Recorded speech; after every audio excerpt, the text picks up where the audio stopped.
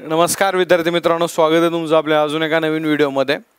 बघा, आज आपण ह्या लेक्चरमध्ये वर्ल्ड प्रेस फ्रीडम इंडेक्स बद्दल माहिती बघणार आहे। नेमका आता हा इंडेक्स कुणी काढला, का काढला, सगळ्या गोष्टी डिटेलमध्ये बघणार आहे। सो शेवटपर्यंत व्हिडिओ बघा। चला बघा, सुरुवात करण्याच्या अगोदर एक सेंटेन्स किंवा एक स्टेटमेंट आलतं युनायटेड नेशनचे सेक्रेटरी जनरल अँटोनियो गुटेरेस यांच्याद्वारे। मग ते स्टेटमेंट काय आहे ते बघू। प्रेस फ्रीडमच्या रिलेटेड स्टेटमेंट होतं यांचं। ते काय म्हणतात, our freedom depends on the press freedom. लक्षात ठेवा, एकदम बरे। Our freedom depends on the press freedom. ठीक आहे, freedom of press is the foundation of democracy and justice. काय, freedom of press is the foundation of democracy and justice. It gives to all of us the facts we need to shape opinions and speak truth to power. And speak truth to power. Truth to power. लक्षात ठेवा बा, किती भारी म्हटलेलं आहे यांनी प्रेसच्या बाबतीत। ठीक आहे, आणि खरंच म्हटलं तसं आहे का बा, ज्या पण देशामध्ये डेमोक्रेसी आहे ना, त्या देशामध्ये जी मीडिया आहे ना, मीडिया म्हणतात की ती फोर्थ पिलर आहे कुठल्याही डेमोक्रेसीचा। त्या एखाद्या देशामध्ये मीडियाने जर चांगले काम केलं नाही आहे, मीडियाने जर सत्य परिस्थिती दाखवली नाही आहे, तर त्या देशाचा विकास होऊ शकत नाही आहे।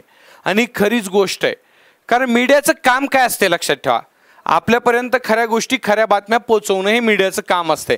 मीडियाने आपलं जर योग्य प्रकारे पार पडलं नाही आहे, तर सत्य सर्वसामान्य जनतेपर्यंत कसं पोहोचणार सांगा ना। आता एक सोशल मीडिया आहे, सोशल मीडियामुळे खूप साऱ्या गोष्टी आपल्यासमोर पोहोचत आहेत आता।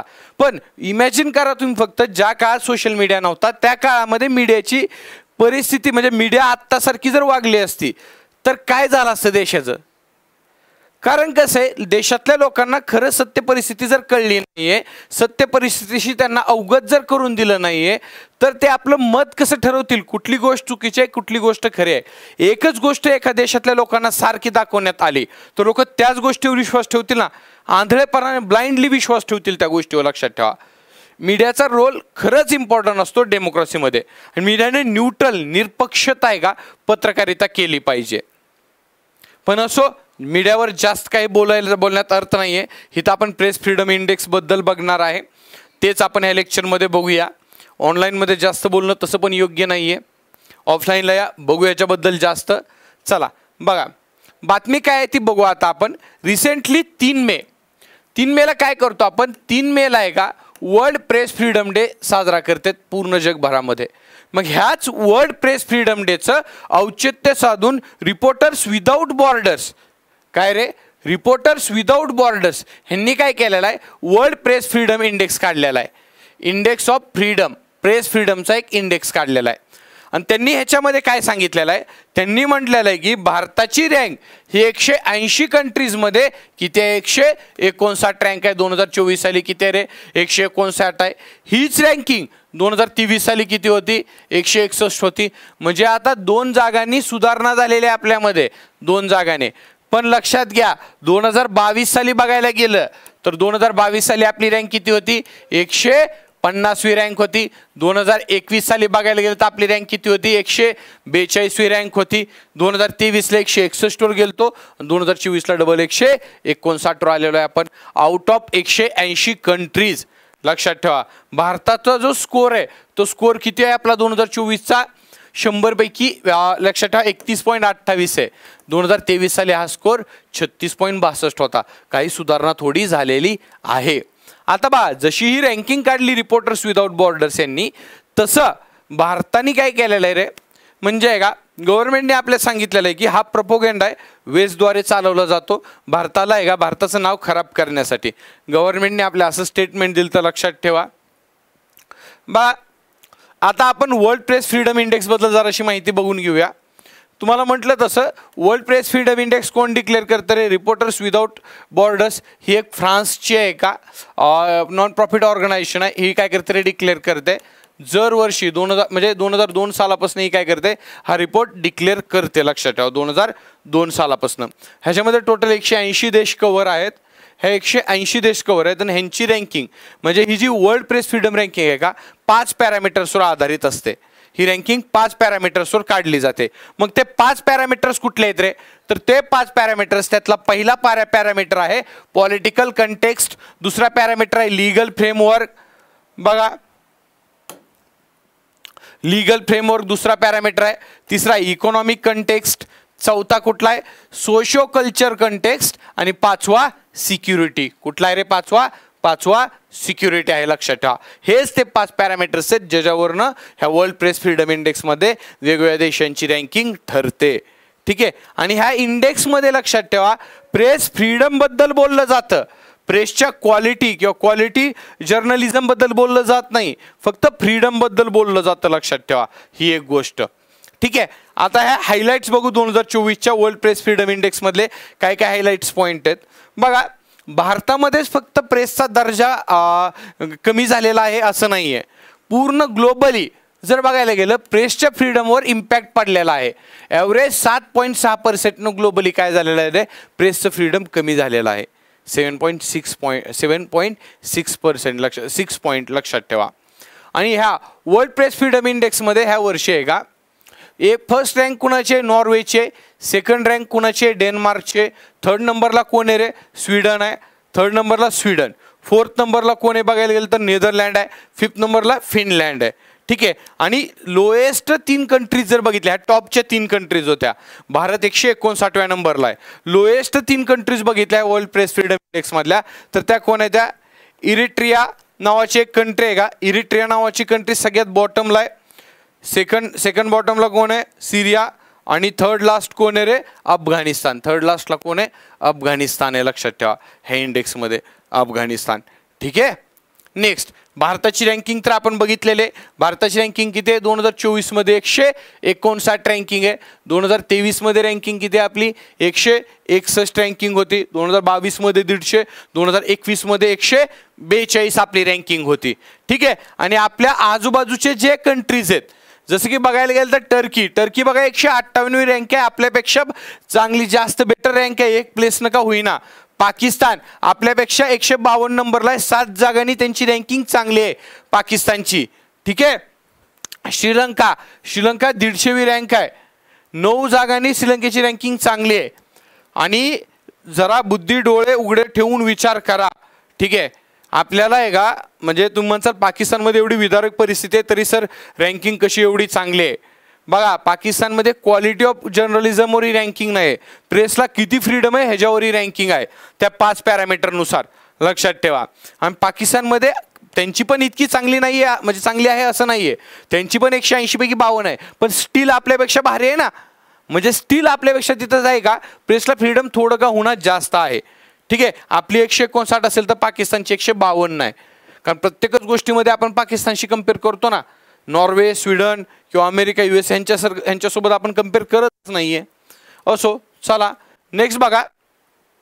आता आपण बघूया जगामध्ये टॉपला कोण आहे नॉर्वे, त्यांची ही किती आहे स्कोर किती आहे 91.9, डेन्मार्क 89.6 आणि थर्ड नंबरला स्वीडन 88.3, फोर्थ नंबरला नेदरलँड आहे, 5 नंबरला फिनलँड आहे. लक्षात असू द्या.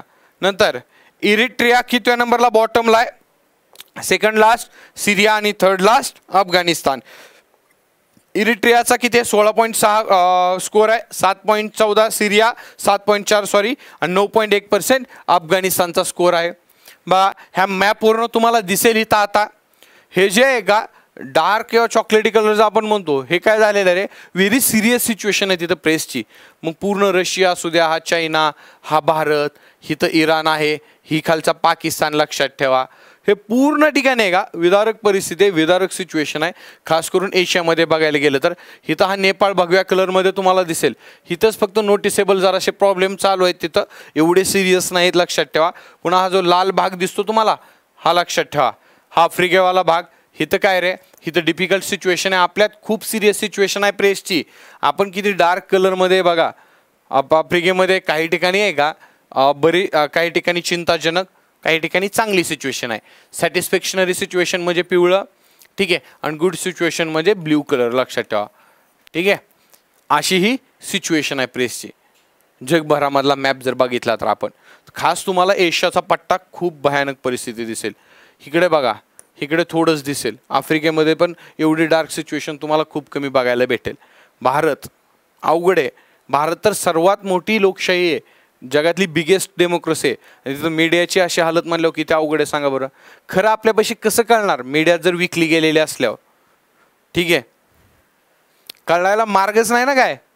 ह्याच्यावर जास्त बोलता येत नाही, जास्त बोललं तर अवघड आहे. म्हणजे खूप बेकार परिस्थिती आहे. तुम्ही सुजाण आहेत, मला काय बोलायचं आहे, माझ्या भावना तुम्हाला समजल्या असतील. असो, ठीक आहे.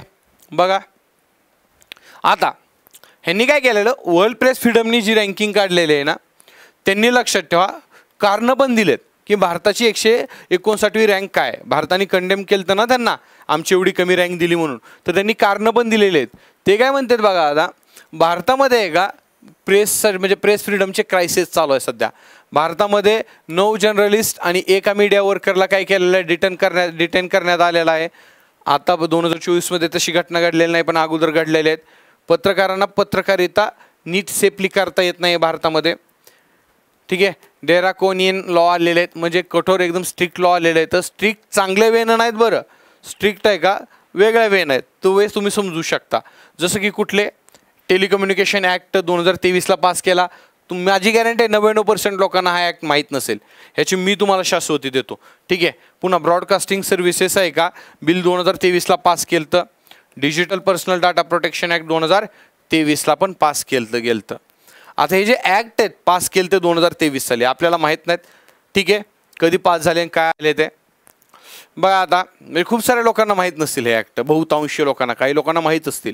आता ह्याचं इम्प्लिमेंटेशन इलेक्शन नंतर करणार आहेत ते. आता ह्या ॲक्टच्या अंतर्गत कसं आहे आता, तर देशविरोधी किंवा देशहितात म्हणजे देशहिता संबंधित नसलेल्या गोष्टी कुठलीही सरकारला वाटली तर सरकार विदाऊट कन्सल्टचं डायरेक्ट व्हिडिओ टेकडाऊन करू शकणार आहे, विदाऊट तुमची परमिशन घेता. सेन्सर बोर्ड कसा फिल्मसाठी असणार आहे, तसा सोशल मीडियावर आता व्हिडिओ टाकण्यासाठी त्यांचा एक सेपरेट सेन्सर बोर्ड त्या टाईपमध्ये असणार आहे. तुम्ही तुमच्या मनाचं व्यक्त, एकमेव सोशल मीडिया तर फ्री राहिला होता, आपल्यापर्यंत बातम्या कळत होत्या, आता तो पण नाही आहे म्हणता येते. असे लॉज आलेले आहेत, तर लक्षात ठेवा, हे सांगितलेलं आहे त्यांनी. त्याच्यानंतर काय, अनऑफिशियल स्टेट इमर्जन्सी आहे भारतामध्ये. अनऑफिशियल स्टेट इमर्जन्सी म्हणजे काय रे भारतामध्ये, अनऑफिशियल स्टेट इमर्जन्सी म्हणजे जे भारतामध्ये आहेत का, लक्षात ठेवा, मीडिया हाऊसेस आहेत किंवा मीडिया आउटलेट्स आहेत, ह्यांना ओन करणारी माणसं ही गव्हर्नमेंटच्या जवळची आहेत. बघा, जसं की रिलायन्स ग्रुप काय करतो, 80 मिलियन लोक फॉलो करत असणाऱ्या जवळपास 70 मीडिया आउटलेट्सला ओन करते. रिलायन्स मीडिया ओन करते. मग आता रिलायन्सच्या विरुद्ध बातमी येईल, त्यांच्या विरुद्ध कळेल आपल्याला, मालकाविरुद्ध कोण बोलणार आहे. बरं असू द्या. बघा, प्लस त्यांनी काय सांगितलेलं आहे, पुन्हा भारतात जी मीडिया आहे ना, एकाच विषयावर आहे का खूप डिबेट करते, खूप चर्चा करते, असं त्यांचं म्हणणं येतं आहे.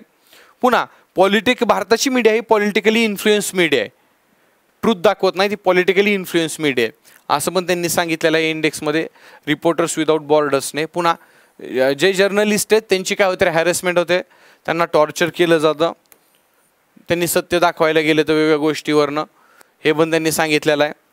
बघा, इतकी विदारक परिस्थिती आहे आपल्या इथं मीडियाची. असो, ही रँकिंग लक्षात ठेवा. एक्झामच्या दृष्टिकोनातून काय काय आता महत्त्वाचं आहे मी ते तुम्हाला एकदा सांगतो फक्त. ठीक आहे, आणि नंतर आपण थांबूया. काय काय महत्त्वाचं आहे बघा. भारताची 2024मध्ये प्रेस फ्रीडम इंडेक्समध्ये रँक येते 159, 180 पैकी. 2023ला 161 होती, 22ला 150 होती आणि 2021ला 142 होती. भारताचा स्कोर 2024मध्ये 31.28 आहे आणि 2023मध्ये 36.62 होता. त्याच्यानंतर रिपोर्टर्स विदाऊट बॉर्डर्स ही फ्रान्सची एक नॉन प्रॉफिट ऑर्गनायझेशन आहे, हा इंडेक्स काढते. 2002 सालापासून इंडेक्स काढायला सुरुवात केलेली आहे. फ्रान्सचे PM आहेत गॅब्रिएल अटल आणि फ्रान्सचे प्रेसिडेंट आहेत इमॅन्युअल मॅक्रॉन. लक्षात असू द्या. टोटल 180 कंट्रीज आहेत. ह्याच्यामध्ये 5 पॅरामीटर हा प्रेस फ्रीडम इंडेक्स दिला जातो. ते 5 पॅरामीटर कुठले आहेत, political context, legal framework, economic crisis, socio culture context आणि सिक्युरिटी. हे 5 पॅरामीटर्स आहेत. ॲव्हरेज प्रेस फ्रीडम्स कितीनं घसरलेला आहे, 7.6 पॉईंटने घसरलेला आहे. बघा, देशात टॉपला नॉर्वे, सेकंड नंबरला डेन्मार्क, स्वीडन, नेदरलँड आणि फिनलँड असं आहे. पुन्हा इरिट्रिया 1 नंबरला म्हणजे बॉटम मोस्ट कंट्री आहे, सेकंड बॉटमला सिरिया आणि नंतर अफगाणिस्तान येते. पुन्हा भारताच्या आजूबाजूच्या कंट्री बघितलं, टर्कीची रँकिंग 158, पाकिस्तान 152, श्रीलंका 150, आपल्यापेक्षा बेटर. लक्षात असू द्या, भारताची रँक 159 आहे. Norway, Denmark, Sweden, Netherland, Finland, पुन्हा इरिट्रिया, सिरिया आणि अफगाणिस्तान हे. त्याच्यानंतर हे जे कारणं सांगितलेले मीडियाची हालत कशी आहे ह्याच्यावर ते लक्षात असू द्या. आशा करतो तुमच्या सर्वांना वर्ल्ड प्रेस फ्रीडम इंडेक्सबद्दल डिटेलमध्ये माहिती कळली असेल. आता भेटूया आपण अजून एका नवीन व्हिडिओमध्ये. तोपर्यंत जय हिंद, जय महाराष्ट्र. ठीक आहे. आणि हां, संध्याकाळी 9:30 वाजता current chronicles by Atish Shinde आपला हा टेलिग्रामचा चॅनल आहे. त्या टेलिग्राम चॅनलवर करंट अफेअर्सची क्विज होते. ती क्विज सर्वांनी द्यायला विसरायचं नाही आहे, अटेम्प्ट करायची आहे. चलो.